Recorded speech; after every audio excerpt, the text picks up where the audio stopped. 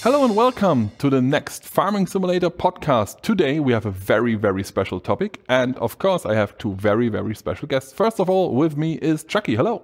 Hello, everyone. And second of all, we have the CEO of Nitrado, Marcel Bösendorfer. Hello. Oh. Hey, nice to meet you. Yeah, nice to have you here. First time on our podcast. Yes. And of course, there is a reason why Marcel is here on our podcast. Yeah. And people might guess already. People might have seen the topic of the podcast as well, or our blog post yesterday, because it's super big. We just announced Crossplay. Woo! And it's a super big topic, and I'm pretty sure that everyone who plays on a console is like, oh my god, barbecue. Exactly. It is awesome. And of course, that means that we need servers for that.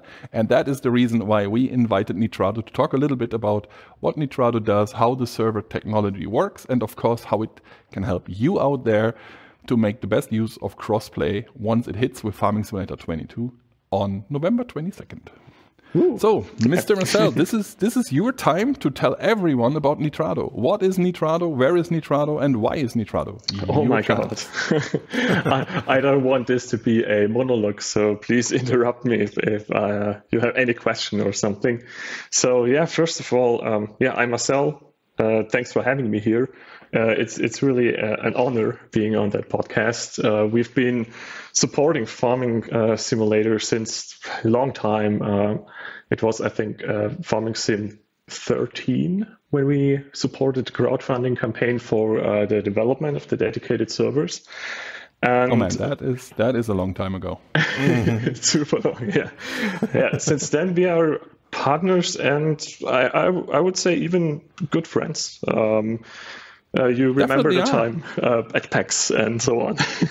Oh man, I just want to say that again. PAX is the best event I've ever been to in my life. That was fantastic. I love Gamescom, I love E3, but man, PAX is the best. And yeah, that was the first time I think we had a shared booth, at least the first time I remember that we had a shared booth, Nitrado and us.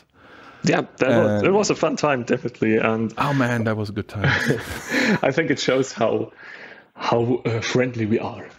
Absolutely, how close we are. I mean, you also, technically, you are a more or less founding sponsor of the Farming Simulator League. If I recall correctly, Nitrado was the first sponsor we had supporting Farming Simulator League. So there's a very close connection between Nitrado and Giants. And that's why it was so easy for me to go, look, I need someone who knows more about servers than I do, which is pretty much everyone out there on the street, but I need an expert here. And we do have Crossplay, so we bring in Nitrado because that means that we have someone who can tell you guys out there what that means for you. First of all, maybe, Chucky, do you want to explain Crossplay for the guys out there? Of course. So crossplay, in the common sense, how a lot of people use it, means that players from one platform can play with players from the other platform. Specifically for Farming Simulator, that means that with Farming Simulator 22, when it launches, you will be able to play with your friends on pretty much almost any other platform. I think there is some exceptions. Correct me there if I'm wrong. There is, namely Stadia. Stadia, for example, yeah. But, for example, PC players will be able to play with PlayStation players. PlayStation players will be able to play with Xbox players. Xbox players will be able to play with PC players. And just everything. It is cross-play, like crossing all the streams in this regard. And there will be no explosions. Yeah. Across all platforms, basically. Yeah. So Stadia being an exception because of the... As we speak now, because things might change, especially with Stadia being a very new technology, things are changing all the time. But right now, there is no mod support on Stadia. And therefore, it's a little bit more complicated. Stadia, of course, does already have crossplay with PC. And that is still there. It's not that we are taking away these options from Stadia. However, how the crossplay with consoles work, we are not sure at this specific time. Right now that this will work with consoles. However, you said it, console and PC will be able to play together. Same goes for Xbox and PlayStation, of course. Nintendo Switch, nope, because it is not the same game, right? There is no Farming Simulator 22 on Nintendo Switch, so you can't just join in with Farming Simulator 19. That's not how crossplay works. You have to have the current iteration of the game. And that also means that console players can use servers from there on. Yep. So maybe I can new thing. Tell a little bit more about servers. Because tell us everything about servers. Maybe not everyone who's listening to the podcast is actually aware of what a server really is. So server software, Giants calls it dedicated server, is basically a piece of software that is running on machines in a data center. And we are a official licensed partner to do that and offer everyone who wants to rent a server a super seamless experience.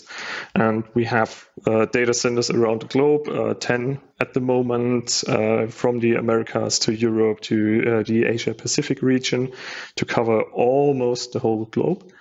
And to get your own server, you just go to nitrado.net or use our very good looking and awesome smartphone app or the native app on the Xbox store to rent your server, and then we will take care of the rest. That means we offer a nice web UI user interface where you can configure your server, and we ensure that it's up and running 24/7. You can adjust a couple of settings, install mods, and so on, and then enjoy the farming sim with your friends. And this is the main difference console players will see. Like PC players are like, oh yeah, I know this. I'm doing this for 10 years. I know exactly what they are talking about. But for console players, the main difference in gameplay is that the server is running the game on itself. Like everyone connects to that server. If you are a console player right now, one of you guys has to be the host of the game. One of you has to be the one that everyone connects to, and he creates basically the game. With the servers, there is this server out there, and everyone can connect at any time, even if the guy who started it all is not there. He's still at school, at work, wherever he is, out on the field, having a good time with friends. Everyone else can still connect to that server and continue to play. That's just how it works. And super PC convenient. players it's super convenient. PC players are doing this for years now. For console players, it's absolutely new. And we know a lot of people have asked for it in Farming Simulator 19 and in 17. So it is a thing with 22. That means, Marcel, and I have to ask, the second Farming Simulator 22 goes live, you are basically ready to have servers for console players, right?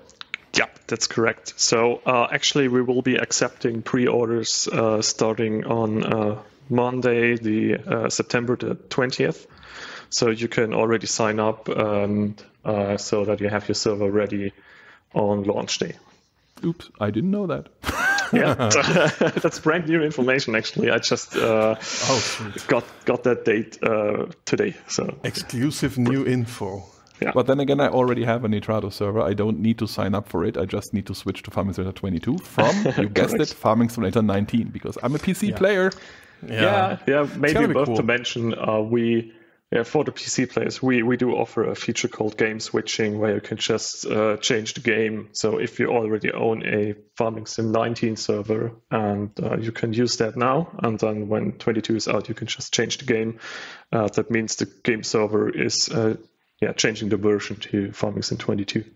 Oh, sweet. And this will sound a little bit like an advertisement now. But sorry, no. I mean, what comes now? I did that before because I started to play a different game at one point and wanted to use my Nitrado server, and it was actually a 2-click thing. Like go to the website, click on the game I wanted, restart server, done, play. That was super easy, super quick. So definitely works. I can confirm that for sure. Because I tried like on PC, I see the merit of having your own dedicated server, but for me personally, it would be too much work. I'd rather go to Nitrado. Yeah, setting up your own server also means you need your own license. With Nitrado, you don't, because as Marcel said, they are official partner. So that means you just rent the server and the game is already up and running there. Of course, you have to install the mods you want. Right, and you need to own the game. Obviously, that's also sometimes a bit unclear to the customers and the users. So, server doesn't replace the game. You need to own the game and run the game on your console or PC. Then you can rent a server additionally and just join the server and have your own world, your own farm with your own rules and own mods. And you need to update your game all the time because the servers are always running on the latest version of Farming Simulator. Yeah, we do actually offer choosing between the, let's say it like this, on default, we are starting it with the latest version, but we also offer to run the previous version as well. If you, for some reason, don't want to update, but usually there's no valid reason to not update. No, there have been valid reasons in Farming Simulator 19 when you ask me, because if you bought the game on our website and there was an update and you have to download like almost 3 gigabytes of data or something, some people would just turn around and go like, I don't want to do that right now, my internet is not good enough, whatever. Yeah. But with Farming Simulator 22, we changed all of these. We have Delta patching now, which means that we only patch the things that we changed. So your game will auto-update if you start the game. It will give you the option to update right now. You press the button, it starts updating, and it only downloads what has changed and not bigger chunks. Oh, that's handy. Then we might ditch the feature and just offer the most current version. Well, you heard it right here, Chad. We just managed to get rid of a feature. No, we shouldn't do that. Feature killers. Feature killers. But yeah, I wouldn't even know at this point why you would stick with an old version of the game. No, there's no reason anymore, and unless you don't have internet. But if you don't have internet, you are not using any server. I can promise you that much. Because it's gonna be hard. Yeah, it's super hard to connect without internet. It's a bit of an ordeal. Absolutely, but that also means that you are not limited anymore by the guy hosting the game if you're a console player, because we all know that there are the synchronization windows. People complain about them a lot. They don't like them. We made them faster, but still, if you have someone with a very slow internet connection or a lot of people connecting to you as the host, it slows down everything. These servers, you heard it, they're in data centers around the world. So if you're looking from the United States, you have a data center right there somewhere. If you are in Germany... Well, America is big. If you're in Germany, I think the German one is it in Karlsruhe? No, so we can go through the cities quickly. So starting in the US, it's Los Angeles, Miami, and New York. Then brand new is Sao Paulo in Brazil. And we have for Europe, London and Frankfurt. And Eastern Europe continent is Moscow in Russia. And then we also have Singapore, going to Asia now, Tokyo, and for Australia, we have own servers in Sydney.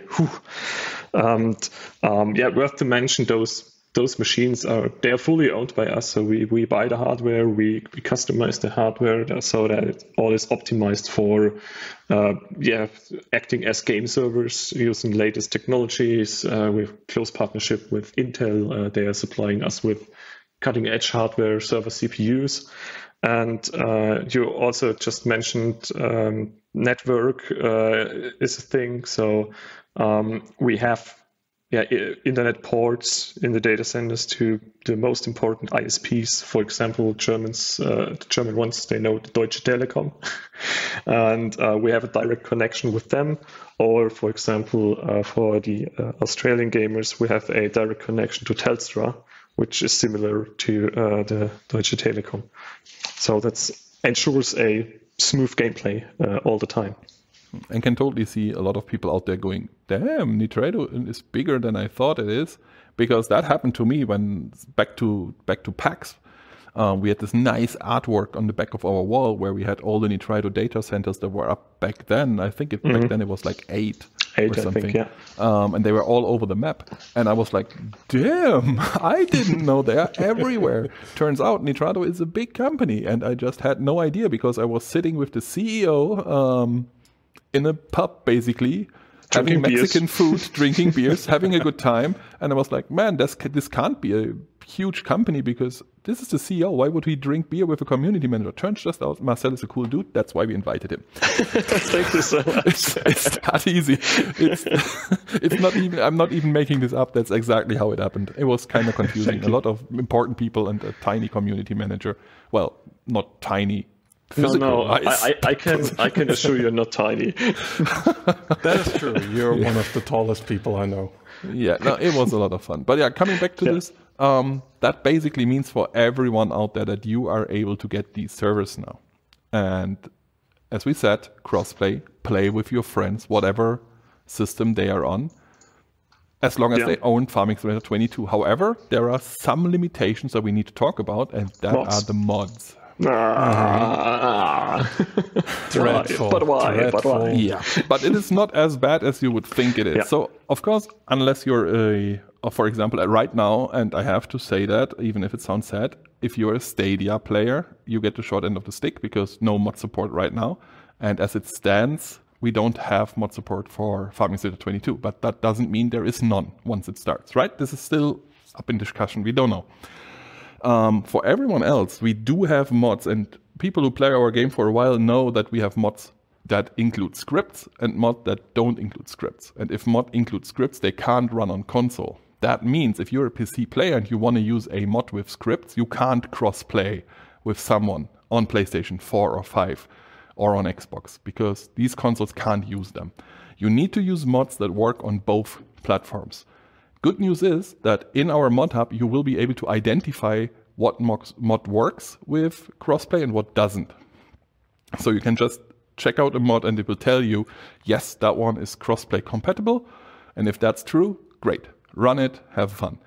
With our new system, it's also possible to download all these mods. Like if you set up the server and the server is ready for your friends to join and they try to join, it will identify all the mods that are missing and automatically download and install them to your system, given that they were on Mod Hub, because we can't ensure that for mods that are not on Mod Hub.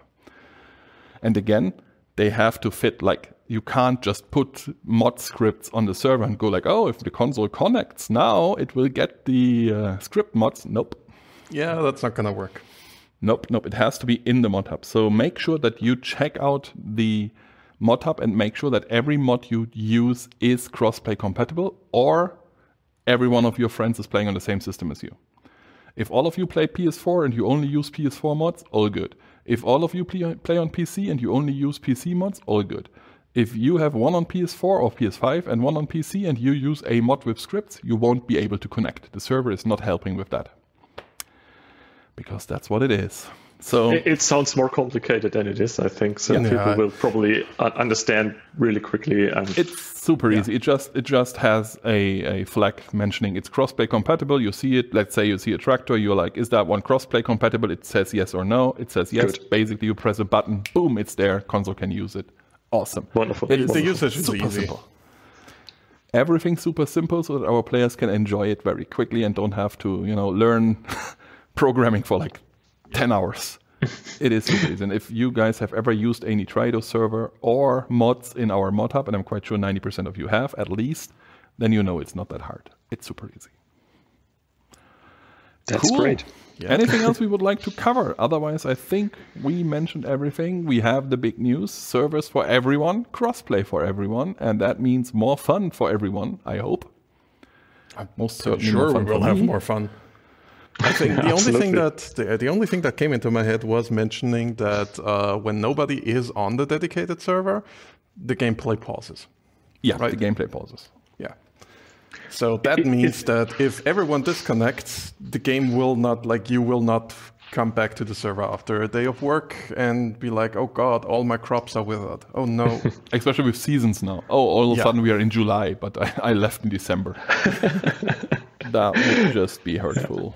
Yeah, it wasn't that a setting. It is a setting. It is a setting. It is a setting. You can actually keep your server running even if everyone is disconnected and the server plays for itself, basically, without anyone on it. But recommendation from someone who has a couple of hours in that game, let's phrase it that way, don't. Don't do it. Don't do it. So, if you see that button and you are tempted, you're like, oh, this is so realistic, just don't. Unless you know exactly what you're doing. But it can be so frustrating for someone who, you tell them, okay, we're going to play tonight at 8, and then for some reason he can't make it, whatever reason it is. He joins at 10 or 11, and then everything is just withered. Like, well, great. So, yeah, don't. I totally can see the appeal, though. Like, if you get 2-3 friends together and you make that a thing, that would be amazing. But there is a reason why we have that option, because I know people love trying these things. So if you friends are, comfortable with it, you need a global team and follow the sun and everything. So that's getting complicated. Wow. this could be a nightmare, but each to their own. If they want to play like that, they want to play like that. Well, anyway, guys, thank you, Marcel, for taking the time to talk us through server technology very quick. Thank you for inviting me. Yeah, always. Thank you for being here. Is there anything you would like to add? This is your chance. Not a shameless advertising, maybe. If you ever screw up with your map or your farm or something, we have a daily backup feature, so you can restore just to the previous day or so. Well, you deserve shameless advertising. We invited you to talk about server tech, so it's totally fine to talk about your own tech. That is that's why we don't pay you for being here. wait for it. How much is usually? Well, everyone else gets. No, I'm not going to that rabbit hole. No. Again, thank you for being here, and for everyone out there, thank you for listening. I think that is an exciting week with exciting news. Crossplay for everyone, dedicated servers for everyone. These are two news that I'm quite sure a lot of you guys have waited for. They are awesome, and we have about 60 days to go before we release the game. As of the release of this podcast, we can't wait to show you a little bit more. We have one or two things more that we're going to discuss in future podcasts. Until then, have a great time, and goodbye, everyone. Bye. This is so exciting. Bye-bye.